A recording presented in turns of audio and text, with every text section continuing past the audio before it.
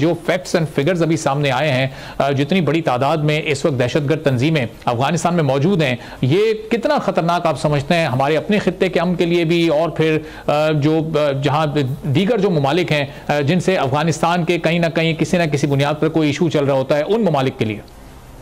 जी बहुत शुक्रिया, इतने इंपॉर्टेंट इशू पे आपने बात करने का मौका दिया। यकीनन ये इंतहाई तशवीशनाक रिपोर्ट है जो कि मीडिया की वसातत से मैंने भी देखी और सबको पता चला, और ये कोई छोटी डेवलपमेंट नहीं है। दुनिया में शायद इसकी कोई मिसाल मिलती हो कि किसी मुल्क की सरजमीन पर इतनी बड़ी तादाद में दहशतगर्द तंजीमें मौजूद हैं। ना सिर्फ मौजूद हैं, उनके ट्रेनिंग कैंप्स हैं, आज़ादी से वो अपना काम कर रही हैं और दुनिया के ऑलमोस्ट 53 कंट्रीज में फैक्ट्स एंड फिगर बता रहे हैं कि जी उनकी दहशतगर्दाना कार्रवाइयाँ जारी हैं, जिनमें अमेरिका और चीन जैसे ममालिक भी शामिल हैं। और हमसाया है, तो इन 23 दहशतगर्द तंजीमों में से तकरीबन 17 जो हैं वो Pakistan specific in the sense के उनका मेन टारगेट पाकिस्तान है। और यही वो वजह है कि जिसकी वजह अगर आप देखें तो पाकिस्तान में गुज़श्ता 1 साल के दौरान दहशतगर्दी की कार्रवाइयों में बहुत सारे लोग अपनी जान से हाथ धो बैठे हैं। और ये अगर दुनिया ने इस तरफ तवज्जो ना दी तो ये एक बहुत बड़ा एक मजीद किसी खुदा खास्ता दुनिया सामने का शिकार हो सकती है। इसकी बिल्कुल किसी सूरत इजाजत नहीं दी जा सकती। और पाकिस्तान तो बहुत अरसे से दुनिया को बावर कराने की कोशिश कर रहा है कि हमें अफगानिस्तान की तरफ तवज्जो देने की जरूरत है।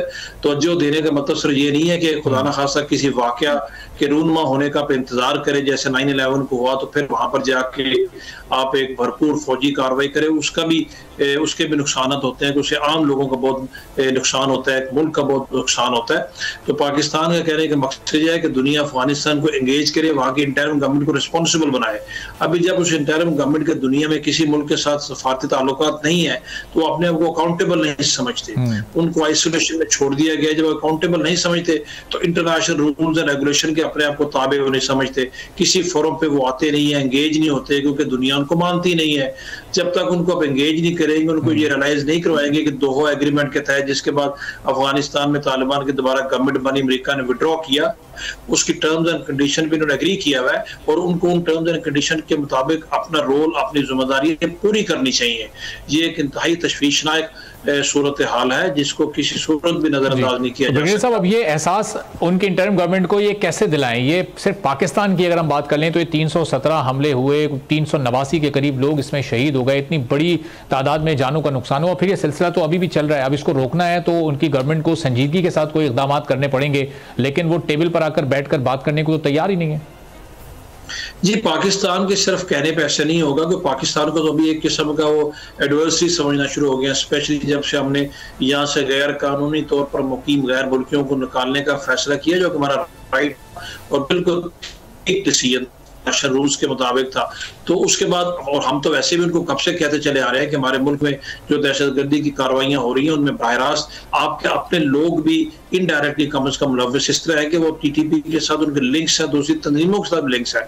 इंटरनेशनल कम्युनिटी को एंगेज करना पड़ेगा और एंगेज करने के लिए सबसे पहले किसी फोरम के ऊपर उनको इन्वाइट करना पड़ेगा बाज़ाब्ता तौर पर।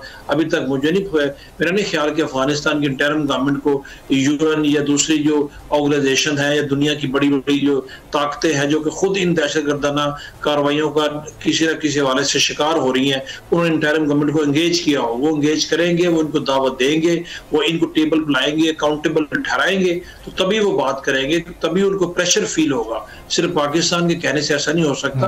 पाकिस्तान तो दहशतगर्दी से मुतासर दुनिया में सबसे मुतासर ममालिक में पाकिस्तान शामिल है। सबसे ज्यादा हमले हमारे यहाँ होते हैं, सबसे ज्यादा हमारे लोगों की जानो माल का नुकसान हुआ है, हो भी रहा है। अभी भी पाकिस्तान तो अपनी जंग लड़ रहा है।